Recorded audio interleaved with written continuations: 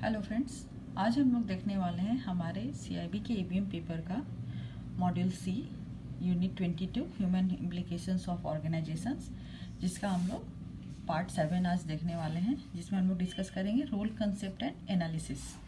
तो friends, role means a set of expected behaviour pattern attributed to someone occupying a given position. मतलब किसी एक given position में अगर आप किसी पोजीशन पे काम कर रहे हो तो वहाँ पे जो आपका जो एक्सपेक्टेड बिहेवियर पैटर्न है तो उसी को हम रोल से डिफाइन कर सकते हैं। It includes both rights and obligation. इसमें आपके राइट भी होंगे और आपके ऑब्लिगेशंस भी होंगे। Thus an individual may be a worker, a father, a son, a trade union leader and so on।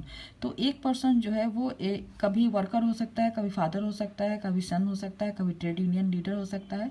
तो all this constitute what is called the role space of the person. तो ये सारे जो है आप different time पे different role play कर रहे हो, डिफरेंट पोजीशंस प्ले कर रहे हो, तो उसी को हम लोग रोल स्पेस कहते हैं।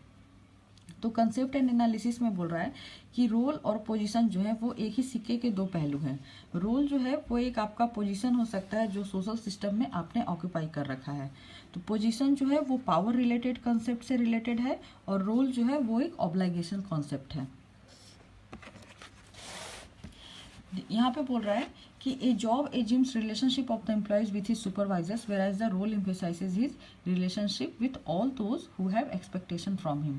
तो जॉब जो है वो किसी भी एम्प्लॉय का और सुपरवाइजर के बीच में एक रिलेशनशिप एज्यूम करता है, लेकिन उसका जो रोल है उसके आसपास जितने भी लोग काम कर रहे हैं जो उससे क्या एक्सपेक्टेशन करते हैं, तो ये उसके ऊपर भी डिपेंड करता है।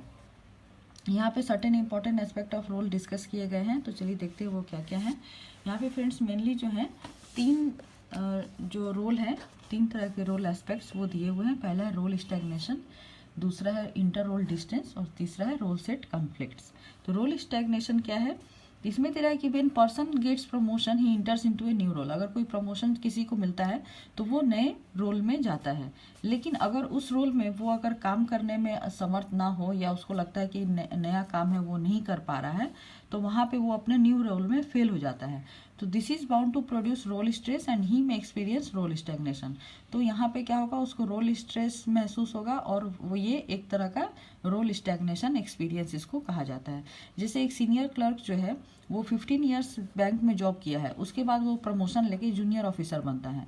तो इस पोजीशन में आने के बाद वो एक नया रोल जो है वो ऑक्यूपाई कर रहा है जो कि जूनियर ऑफिसर का रोल है, लेकिन उसका जो जूनियर ऑफिसर का जो काम है वो बैंक उससे एक्सपेक्ट करेगा, लेकिन अगर वो उस काम को करने में नहीं करने पा रहा है तो यहाँ पे उसको रोल स्टैग्नेशन का एक्सपीरियंस जो है वो महसूस होगा और इससे उसको रोल स्ट्रेस कॉज होगा। नेक्स्ट जो है inter role distance. Inter role distance क्या है कि जब एक इंडिविजुअल जो है वो एक से ज़्यादा रोल अगर ऑक्यूपाई करता है और उसके बीच में उसको कॉन्फ्लिक्ट महसूस होती है, तो उसको हम लोग इंटर रोल डिस्टेंस कहते हैं। इसको एक एग्जांपल के थ्रू यहाँ समझाया कि जैसे एक बैंक मैनेजर है तो वो एक ऑर्गेनाइजेशन में एक मैनेजर की तरह काम कर रहा है, लेकिन घर पे वो एक हस्बैंड और एक फादर का रोल भी प्ले कर रहा है। तो हो सकता है कि कभी उसके वाइफ और उसके बच्चे जो हैं वो उनसे समय की डिमांड करें, लेकिन चूंकि ऑर्गेनाइजेशंस के भी काम उसको करने होते हैं तो वो अगर उस काम को इफेक्टिवली अगर करता है तो वो अपने हस्बैंड और फादर वाले रोल को उस टाइम पे नहीं निभा पाएगा। तो इस तरह से उसके जो दोनों रोल के बीच में जो डिस्टेंस क्रिएट हो जाएगा उसी को हम लोग इंटर रोल डिस्टेंस कहेंगे।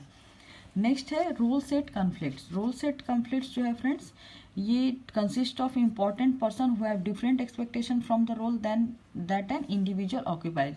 कि लोगों का जो एक पर्सन जो है किसी एक रोल में अगर काम कर रहा है तो उसके आसपास के लोग उससे जो एक्सपेक्टेशन रखते हैं तो उसमें अगर कुछ वो इनकम्पैटिबिलिटी उसको अगर महसूस होती है या कोई प्रॉब्लम अराइज होती है तो उसी को हम लोग रोल सेट कॉन्फ्लिक्ट्स कहते हैं। तो यहाँ पे different type of role set conflict दिए हुए हैं, तो चलिए उसको वन बाय वन करके हम लोग देखते हैं। पहला जो है वो है रोल एम्बिग्विटी। रोल एम्बिग्विटी क्या है? Given individual may not clear about the various expectation that people have from his role and this cause role ambiguity. मान लीजिए कोई पर्सन जो है वो किसी रोल को करने में नहीं करने पा रहा है जितना कि लोग उससे एक्सपेक्ट कर रहे हैं। तो ये ऐसा इसलिए हो सकता है कि हो सकता है उसको इंफॉर्मेशन जो है वो थोड़ी कम है, वो जिस काम को करना है, तो इसलिए उसको काम करने में प्रॉब्लम हो रही है। तो generally role ambiguity is experienced by person occupying roles that are newly created. तो जनरली जो है रोल एम्बिग्विटी तब एक्सपीरियंस किया जाता है जबकि कोई पर्सन जो है वो किसी भी, अगर कोई नया काम क्रिएट हो रहा है तो वो उस तरीके से उसको महसूस कर सकता है, या फिर कोई चेंजेस हो रही हैं तो उसको करने में वो महसूस कर सकता है। तो ये रोल एम्बिग्विटी फ्रेंड्स अभी बैंकों में काफ़ी देखने को मिल रही है। अभी आप देख रहे हो कि बहुत सारी चीज़ें जो हैं वो डिजिटल मोड में कन्वर्ट की जा रही हैं, ऑनलाइन मोड में की जा रही हैं। तो फर्स्ट टाइम उस काम को करने में थोड़ी जो है वो प्रॉब्लम महसूस होती है कि इसको कैसे करेंगे, पता नहीं, वहाँ पे कुछ टेक्निकल फॉल्ट्स भी होते हैं, कुछ नॉलेज नहीं होती है, इंस्टेंट ट्रेनिंग नहीं मिल पाती है, और उसको इंस्टेंटली जो है वो जो है करने को बोल दिया जाता है। तो उस टाइम पे आपको वो रोल एम्बिग्विटी की एक्सपीरियंस होती है। लेकिन जब आप उस काम को कर लेते हो तो फिर आप उस रोल एम्बिग्विटी से ओवरकम कर पाते हैं।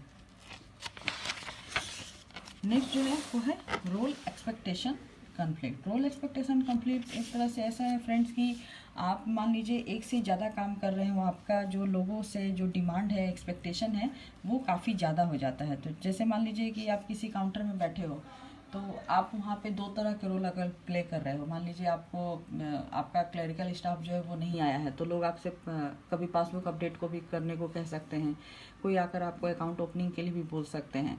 तो इस तरह से आपको कुछ रोल जो है, लोगों के एक्सपेक्टेशन जो है आपसे कि आप उनको दोनों काउंटर के काम करके दें, लेकिन आप उस एक्सपेक्टेशन में नहीं पूरे कर पा रहे होते हैं। तो इस तरह से वहाँ पे रोल एक्सपेक्टेशन कन्फ्लिक्ट क्रिएट हो जाता है।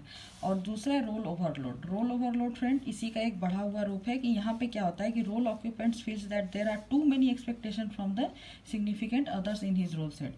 अब मान लीजिए आपका क्लरिकल स्टाफ भी नहीं आया है, इन दैट केस आपका मान लीजिए ब्रांच मैनेजर भी अगर लीव पे है, तो अब क्या होता है कि अब आप ब्रांच के तो फंक्शनिंग जो भी ऑपरेशन है उसको तो आप हैंडल कर ही रहे हो, फिर उसके बाद आपको कुछ जैसे ब्रांच हेड्स के भी कुछ ऑर्डर्स मिल जाते हैं, फिर आपको रीजनल ऑफिस से भी कुछ कॉल आ जाती है कि कोई रिपोर्ट्स वगैरह या कोई भी चीज़ जो कि पेंडिंग है उसको भेजना हो, तो आपको एक ही टाइम पे लगता है कि आपके ऊपर बहुत सारा वर्कलोड हो गया है। तो इसी को रोल ओवरलोड कहते हैं, मतलब आपको एक ही टाइम पे डिफरेंट रोल्स जो है वो प्ले करने पड़ रहे हैं एट ए टाइम।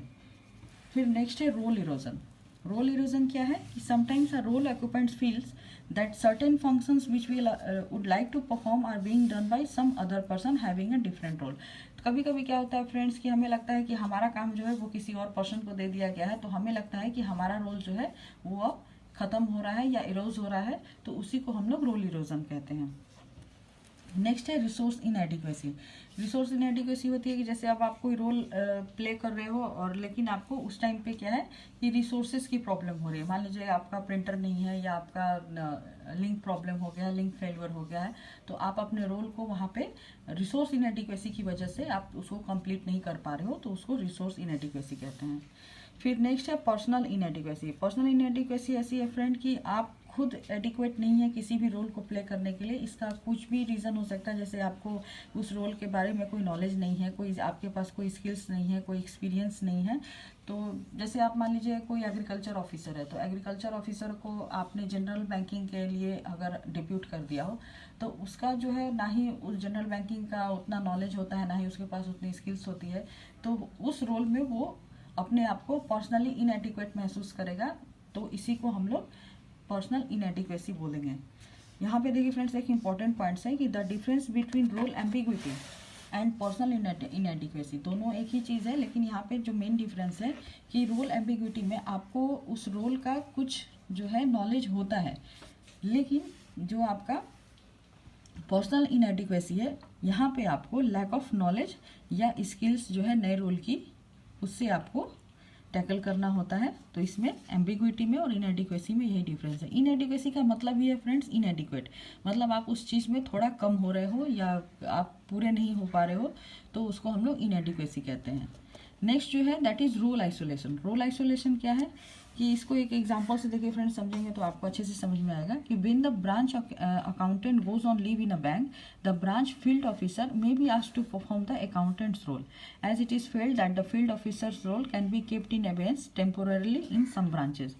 जैसे ब्रांच में मान लीजिए कि आपका ब्रांच अकाउंटेंट जो है वो छुट्टी पे चला गया है, तो ब्रांच के जो फील्ड ऑफिसर्स हैं आप उनको अकाउंटेंट का रोल प्ले करने के लिए बोल सकते हैं, क्योंकि जो फील्ड ऑफिसर का काम है उसको कुछ समय के लिए आप ऑन होल्ड रख सकते हैं ब्रांच को, उससे कोई प्रॉब्लम नहीं होगा।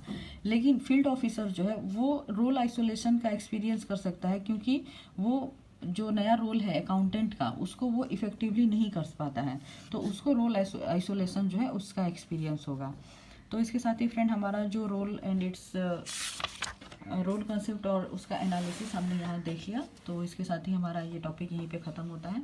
तो नेक्स्ट वीडियो में हम लोग नेक्स्ट चैप्टर के साथ मिलेंगे। तो तब तक के लिए subscribe our channel and keep watching our channel and thank you friends for watching.